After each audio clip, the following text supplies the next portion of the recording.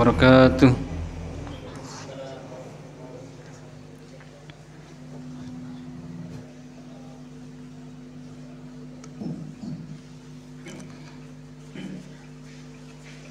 Allahu Akbar.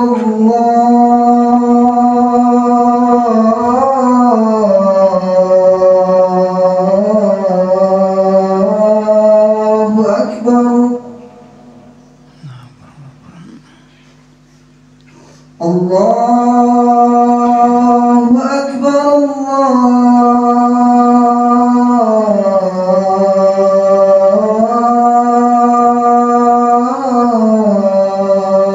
Allahu Akbar.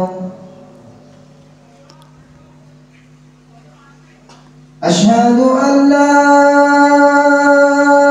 ilaha illallah.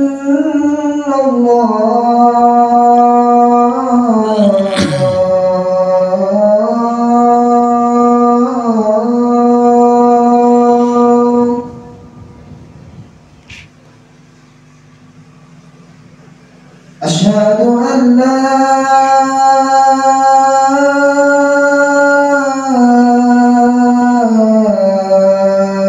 ilaha illallah.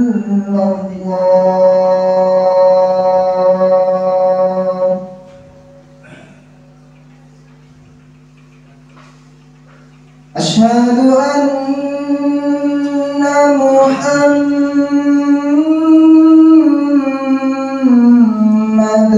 Rasulullah.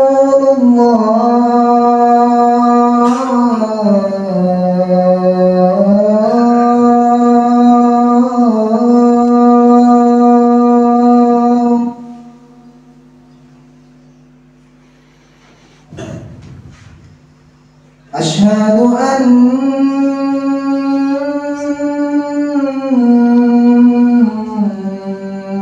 Muhammadar Rasulullah.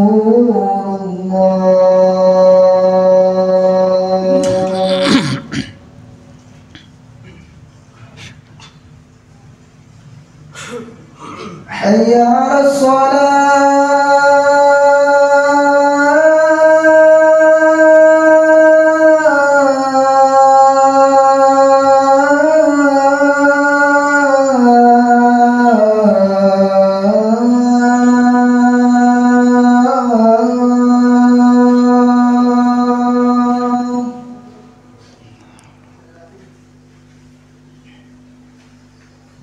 حي على الصلاة.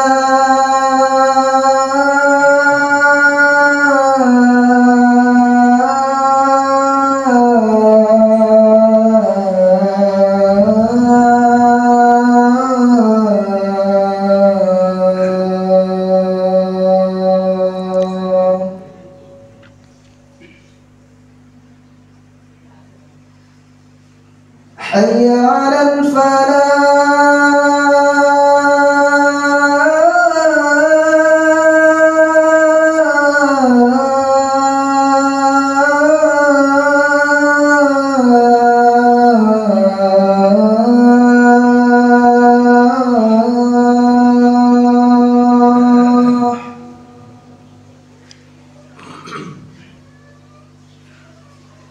حي على الفلاح.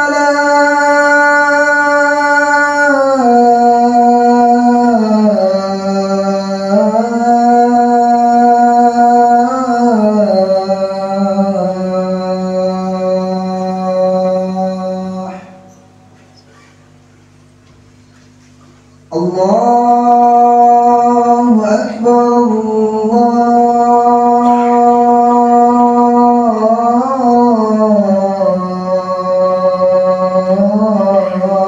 الله أكبر. لا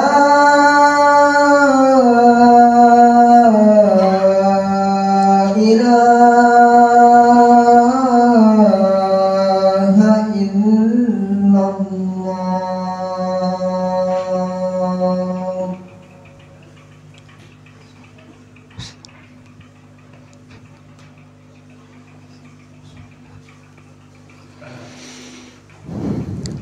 Alhamdulillahi Rabbil Alamin wa bihi nasta'inu ala umuri dunya waddin wassalatu wassalamu ala ashrafil anbiya'i wal mursalin wa ala alihi wa ashabihi ajma'in asyhadu an la ilaha illallah wahdahu la syarikalah wa asyhadu anna Muhammadan abduhu rasuluh ya ayyuhalladzina amanu taqullaha haqqa tuqatih wa la tamutunna illa wa antum muslimun amma ba'd.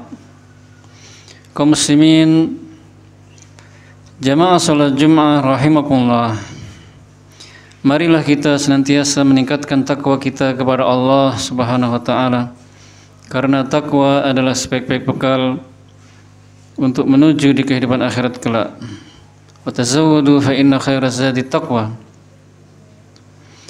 Dan berbekallah kalian karena sesungguhnya sebaik-baik bekal adalah takwa. Salawat dan salam semoga tercurahkan kepada Nabi kita Nabi Muhammad sallallahu alaihi wasallam beserta keluarganya, para sahabatnya dan para pengikut yang setia hingga akhir zaman. Kaum muslimin rahimakumullah. Ibadah kurban adalah ibadah yang sangat-sangat agung. Udhiyah atau berkurban itu disyariatkan oleh Allah, diperintahkan oleh Allah Subhanahu wa taala berdasarkan beberapa dalil, di antaranya adalah firman Allah Subhanahu wa taala, "Fashalli li rabbika wanhar." Maka salatlah karena Rabbmu dan berkorbanlah. Berkorbanlah di sini maksudnya adalah berkorban ibadah Idul Adha, menyembelih. Dan juga di antaranya berdasarkan dalil dari hadis Nabi SAW, yang mana Anas bin Malik radhiyallahu anhu mengatakan, "Dhaha Rasulullah SAW bikabsyaini ablahain aqranain." Rasulullah SAW berkorban dengan 2 ekor kambing kibas putih yang telah tumbuh tanduknya. Para ulama pun juga telah sepakat bahwasanya berkorban disyariatkan oleh Allah Subhanahu wa taala. Kaum muslimin rahimakumullah. Dan para ulama berbeda pendapat apakah berkorban ini diwajibkan ataukah disunnahkan. Sebagian ulama mengatakan bahwasanya berkorban itu diwajibkan bagi yang mampu. Berkorban itu diwajibkan bagi yang mampu. Berdasarkan firman Allah Subhanahu wa taala, "Fashalli li rabbika wanhar." Maka salatlah karena Rabbmu dan berkorbanlah. Ayat ini menggunakan kata perintah wanhar, berkorbanlah. Berkorbanlah. Dan ini perintah, dan perintah itu pada asalnya hukumnya adalah wajib. Pendapat kedua, dan ini pendapat mayoritas ulama, bahwasanya berkorban itu hukumnya adalah sunnah. Maksudnya sunnah muakkadah, sunnah yang sangat ditekankan sekali, sunnah yang mendekati wajib. Berdasarkan sabda Rasulullah SAW, "Idza ra'aitum hilala dzil hijjah wa arada ahadukum an yudhhi falyumsik an sya'rihi wa adfarihi." Apabila bulan Dzulhijjah telah masuk dan salah satu dari kalian ingin berkorban, maka hendaklah dia tidak memotong sedikit pun dari rambutnya dan kukunya. Di dalam hadis ini Rasulullah SAW menggunakan lafaz "idza arada ahadukum ayyudhi", apabila salah seorang dari kalian ingin. Jadi dikaitkan dengan keinginan atau kemauan, sehingga hukumnya tidak sampai wajib. Hukumnya adalah sunnah muakkadah. Alasan berikutnya adalah karena Abu Bakar dan Umar pernah tidak berkorban selama 1 tahun atau 2 tahun, karena mereka berdua khawatir berkorban itu dianggap wajib. Kalau Rasulullah sendiri memang setiap tahunnya berkorban, tidak pernah tidak berkorban. Tapi Abu Bakar dan Umar pernah tidak berkorban selama 1 tahun atau 2 tahun, padahal mereka mampu. Dan Rasulullah SAW pernah bersabda, fa ayyuti'u Abu Bakrin wa Umar yarshudu. Jika kalian mentaati, jika kalian mengikuti Abu Bakar dan Umar, maka kalian akan mendapatkan petunjuk. Kaum muslimin rahimakumullah. Namun sudah sepantasnya atau selayaknya bagi yang mampu untuk berkorban agar mereka itu berkorban. Jangan sampai tidak berkorban, sangat merugi sekali. Supaya hatinya tenang, supaya dia terbebas dari tanggung jawab, dan yang pasti terbebas dari perselisihan antara ulama tadi. Dia keluar dari perselisihan. Apalagi ibadah korban itu ibadah yang sangat agung, yang para ulama mengatakan di antara bukti ibadah korban itu sangat agung adalah dia digandengkan dengan ibadah salat. Fasholli li rabbika wanhar. Maka salatlah dan berkorbanlah karena Rabbmu. Syekhul Islam Ibnu Taimiyah rahimahullah mengatakan, afdhalul ibadatil badaniyah as-salah wa afdhalul ibadatil maliyah at-taqarrubu ilallah bidzabhi wan nahr. Ibadah yang paling agung dari ibadah badan adalah salat. Sedangkan ibadah harta yang paling agung adalah menyembelih hewan korban.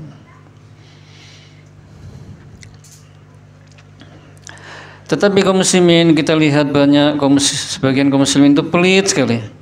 Mereka tidak mau berkorban walaupun seekor kambing. Walaupun dengan seekor kambing, tapi ketika mereka mengeluarkan harta yang banyak untuk rekreasi, bahkan sampai ke luar negeri, menghabiskan uang yang luar biasa banyaknya, mereka suka dan tidak pelit, tidak merasa keberatan sama sekali.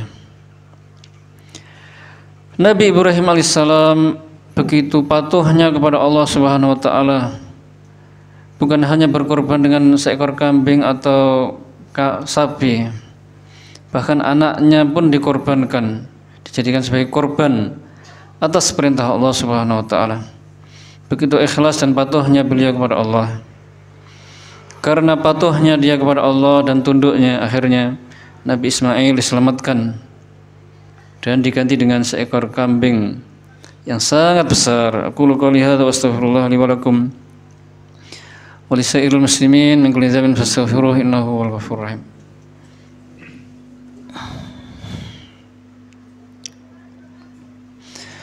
Alhamdulillahirabbil alamin wassalatu wassalamu ala asyrafil mursalin wa ala alihi wa ashabihi ajma'in. Amma ba'd. Kaum muslimin rahimakumullah, kemudian khatib akan menyampaikan tentang hikmah dan manfaat berkorban. Semoga kita semakin bersemangat untuk berkorban. Yang pertama adalah berkorban itu menandakan kepatuhan kepada Allah. Berikutnya adalah meningkatkan ketakwaan. Kemudian mempererat atau menguatkan ukhuwah persaudaraan di antara kaum muslimin. Kemudian menumbuhkan rasa kepedulian sosial. Kemudian meneladani akhlaknya para nabi, terutama akhlaknya Nabi Ibrahim, Nabi Ismail, dan Nabi Muhammad sallallahu alaihi wasallam. Berikutnya adalah menyebarkan kebahagiaan. Kemudian mendapatkan pahala yang besar dan ampunan dari Allah Subhanahu wa taala. Serta manfaat yang lain adalah membersihkan harta dan jiwa dari sifat kikir dan cinta kepada dunia yang berlebihan, dan manfaat-manfaat lainnya. Demikian khutbah yang dapat kami sampaikan, mudah-mudahan bermanfaat. Marilah kita berdoa kepada Allah Subhanahu wa taala. Rabbana zalamna anfusana wa illam taghfir lana wa tarhamna lanakunanna minal khasirin. Rabbana hab lana min azwajina wa dhurriyyatina qurrata a'yun waj'alna lil muttaqina imama. Rabbana ighfir lana wa li ikhwanina alladhina sabaquna bil iman wa la taj'al fi qulubina ghillan lil ladzina amanu rabbana innaka ra'ufur rahim. Rabbana atina fid dunya hasanah wa fil akhirati hasanah wa qina adzabannar. Walhamdulillahirabbil alamin. Wa sallallahu ala nabiyyina Muhammadin wa ala alihi wa sahbihi wasallam ajma'in.